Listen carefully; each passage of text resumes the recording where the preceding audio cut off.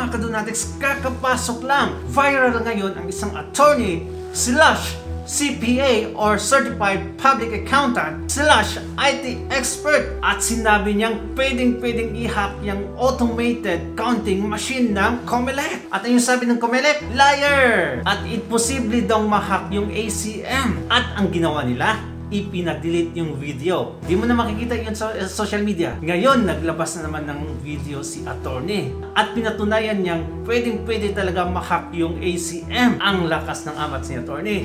Panoorin natin. Automated counting machines pwedeng ma-hack? What?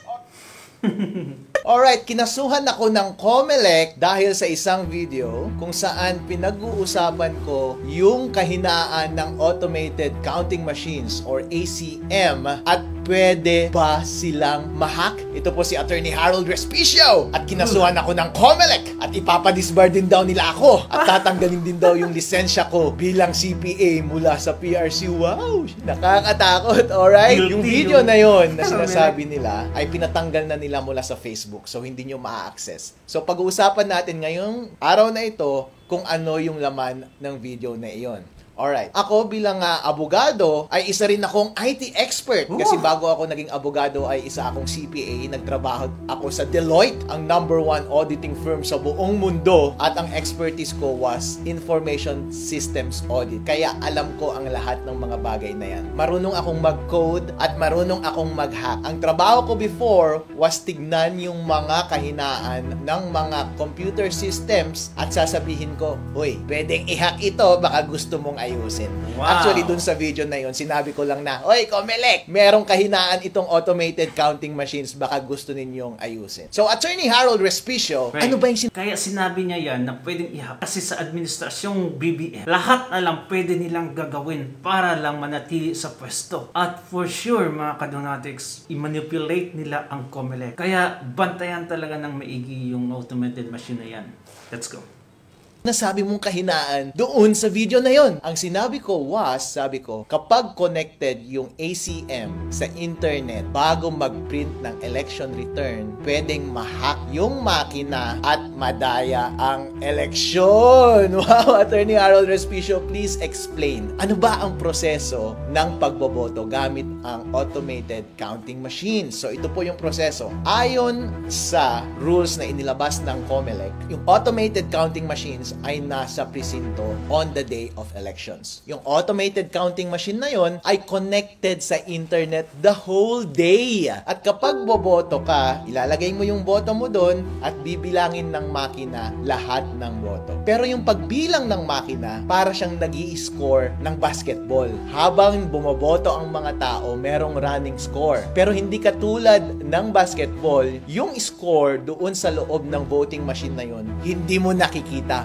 Walang nakakakita. At makikita lamang yung final score pagkatapos na ng pagboto matapos ang 7:00 ng gabi on election day. At lalabas yung information na yon sa pamamagitan ng pagprint ng election return. Tapos, yung makina, ipapadala niya yung result sa servers ng COMELEC at yun yung official na returns ng election.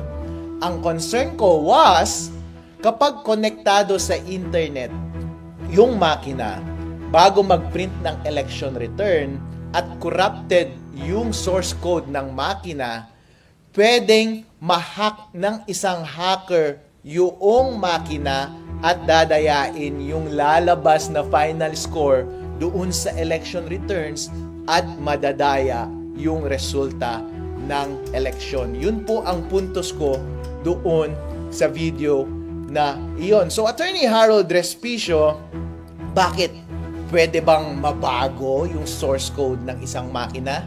Well, ang binanggit ko doon sa video was, pwede on principle basta may physical access ka sa makina. Bilang eksperto sa IT, ikaw din, kapag bumibili ka ng gadget mo doon sa Green Hills, di ba? Kapag nakaw yung cellphone na yon or nakaw yung laptop, pag dadalhin mo doon, babaguhin na nila yung source code ng computer na yon kahit may password pa yung device na yon. Kasi ang basic principle ng information systems security is basta may physical access sa device, ang isang masamang tao at gusto niyang baguhin yung source code ng makina na yon, pwede mong mabago yung source code ng makina na yon. So, on principle, ang mga makina ng pagboto, basta merong access ang tao dyan, pwedeng mabago yung source code. Ngayon, ang diniscuss ko doon sa video was, sige, sinesecure nga ng COMELEC lahat ng makina na iyon. Actually, meron bang opening, ang sinabi ko sa video is, meron bang opening or instance na baka hindi nakatingin yung gwardiya na merong bad actor doon at baguhin niya yung source code? Kayo na lang ang humusga, di ba? So, mahirap iwasan yun kasi kahit gaano ka pa ka-stricto sa pagbantay ng makina, kahit konting sandali lamang na merong access ang masamang tao doon sa makina, halimbawa, galing sa loob ng gobyerno, kung gusto nilang dayain yung eleksyon, pwede nilang dayain yung eleksyon. Yun yung binanggit ko doon sa video na iyon. Ngayon, hindi mo maiiwasan yung bagay na iyon. Kaya ang alternatibo mong solusyon dyan ay kapag nagtanim sila ng masamang code, source code doon sa makina at may opening sa hacker, pwedeng i-hack. Dapat ang gawin mo, during election day, huwag mo siyang i-connect sa internet. Kasi kahit corrupted yung source code doon, kahit ano pa ang gawin ng hacker, hindi niya ma-access yung device. Therefore, hindi niya mababago yung score. And kapag hindi niya nabago yung score, ang lalabas na score ay yung tamang score sa makina at walang magagawa yung makina. Once i-connect mo na siya sa internet later at ipadala mo yung results sa server ng COMELEC, hindi mahirap nang dayahin yun kasi may kopya na lahat ng watcher ng totoong resulta ng eleksyon. Yun yung binabanggit ko na pwedeng opening doon sa video na iyon. Doon sa video na iyon, naging detailed ako sa pag-discuss ng teorya ng computer securities at paano i-take advantage yung kahinaan na yon doon sa sistema ng automated counting machine. So, nag-code ako doon, dinemo ko kung paano mo talaga siya gagawin code by code, line by line, at ginamit ko itong laptop ko para i-demo in actuality paano siya gagawin. Para, pag nakita ng COMELEC yung video na yun, oo nga no, o kaya nakita ng taong bayan yung video na yun, sasabihin nila, oo nga no, convincing yung explanation ni Harold. Pwede ngang mangyari. Ayusin nga natin to. Actually, yun yung purpose ng video na yun eh. Yun yung hope ko na sana maayos ng COMELEC yung rules nila. Kasi, ang simple lang siyang pwedeng ayusin. Walang mawawala sa atin. Ang gagawin lang ng COMELEC is, babaguhin niya lang yung rules niya kung paano natin i-handle yung ACM machines during election day. Kasi right now, may lunabas na rules ang ACM kung paano i-operate yung voting machine na yun on election day. At kapag babasahin mo yung rules, connected na siya sa internet on the whole day. And walang instruction dun na dapat hindi siya connected sa internet or dapat i-connect mo lang siya sa internet after mag-print ng election returns. Ang recommendation ko was, bilang eksperto, ay magdagdag ka lang ng isang linya dun sa rules mo, COMELEC, at sabihin mo dun na wag mong i-connect sa internet habang nagbobotohan at habang nagpiprint ka ng election return. At i-connect mo lang sa internet pag magsesend na ng data papunta sa server ng COMELEC. May masama ba dun? Walang masama dun. Walang mawawala sa COMELEC, walang mawawala sa botante ng tao kapag yun ang gagawin mo. Yun lamang ay isang expert advice ko para mapabuti yung sistema ng COMELEC. Napakadaling solusyon po, Chairman George Garcia, okay? So sabi ng COMELEC, Attorney Harold Respicio, bakit naman kasi hindi mo na lang sinulatan yung COMELEC para i-report yan, para mag-usap kayo ng COMELEC? Bakit mo pa inilabas sa public? Actually, sir, nilabas ko yung video na yon on the day na nag-demo yung COMELEC doon sa aming probinsya, sa Reyna Mercedes Isabela. Kasi tumatakbo rin akong Vice Mayor doon sa aming probinsya. And during demonstration, kinausap ko yung head ng COMELEC sa aming bayan.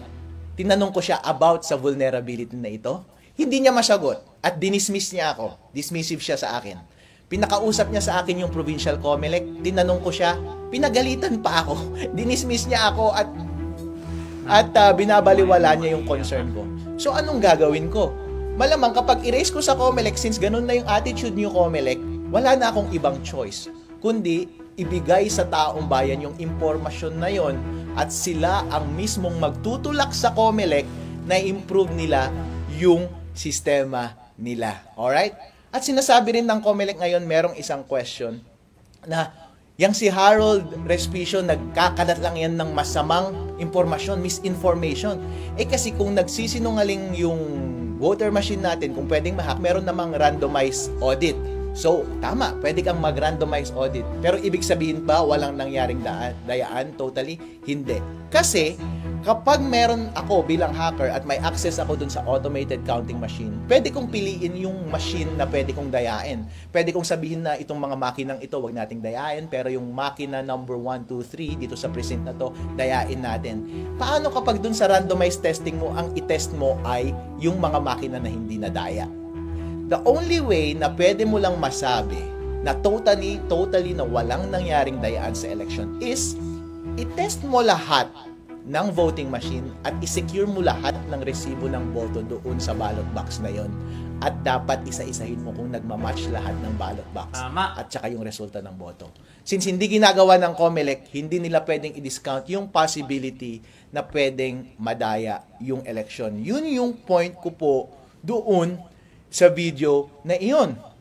Ang question pa sa akin ng media is, Attorney Harold, bakit ginamit mo ba yung doon sa video mo, ginamit mo ba yung code ng COMELEC, source code ng COMELEC? Hindi! Wala akong kopya ng source code ng COMELEC. Wala akong kopya ng firmware ng voting machines. Wala akong access sa voting machines. Hindi ko alam.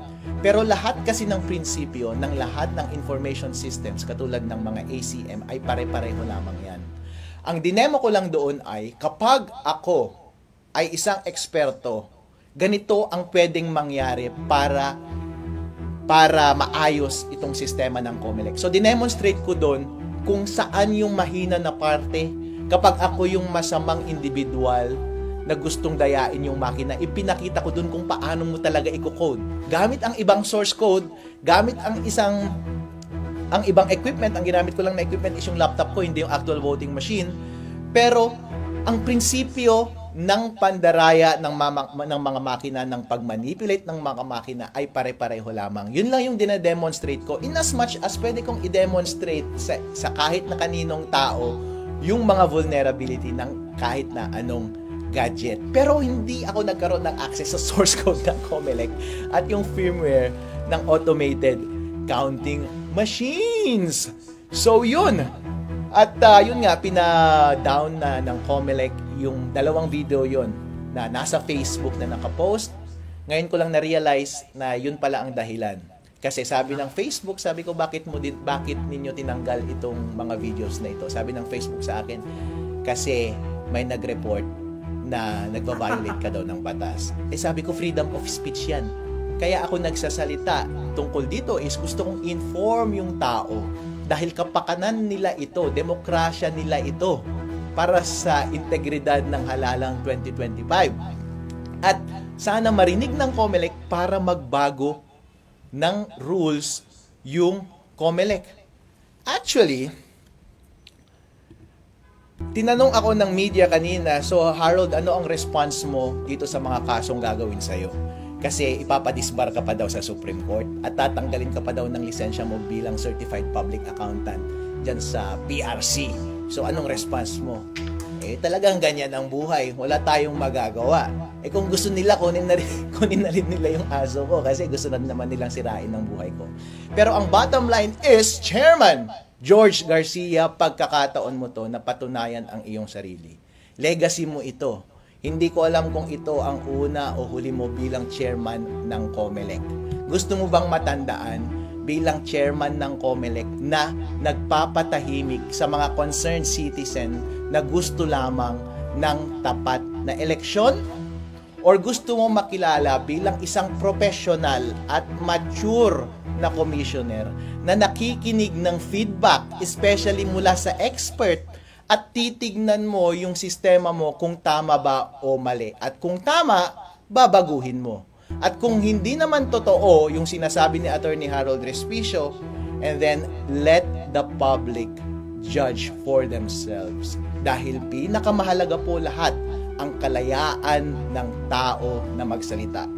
Nangyari na po ito paulit-ulit sa maraming gobyerno sa buong mundo kung saan merong mga taga-tuligsa sa gobyerno at pinapatahimik nila yung taong iyon. Pagdating sa huli, ang talo ay yung mga abusadong gobyerno na iyon. Pagdating sa huli, ang katotohanan pa rin ang lalabas. Kaya ang advice ko sa COMELEC ay, kung sa tingin ninyo, aatras ako sa informasyon na to or aatras ako sa kandidasiya ko bilang Vice Mayor ng Reyna Mercedes ng Isabela, well, hindi ko gagawin yon dahil nagtitiwala ako sa ating batas na ang tama at ang karapatan nating mga individual na malaman ang lahat ng transaksyon ng gobyerno ang siyang magwawagi sa huli. So, yan po. Ako po si Attorney Harold Respicio and this is The Respicio!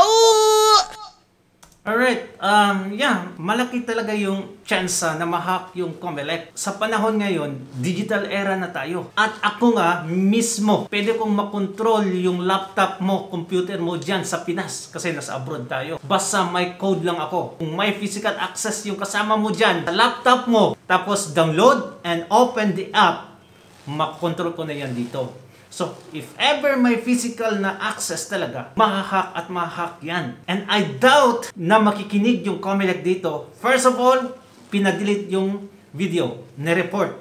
It means, wala silang pakialam. Ngayon, alam naman natin kung gaano kakorap yung COMELEC. From Bautista until now, may mga dayaan talagang nangyayari. Especially ngayon na parang best friend yan si George Garcia at si Tambaloslos. Alam mo, anong nangyari? Yung ipina-disqualify lahat ng mga kalaban ni Tambaloslos sa Leyte. Ngayon siya na mag-isang tumatakbo sa Leyte. Of course, sure win na talaga yan. Nakakatakot kung ano ang mangyari sa midterm election. Dadayain nila at makapasok lahat na may endorso ni BBM. Tapos ang Pinas. Bye-bye.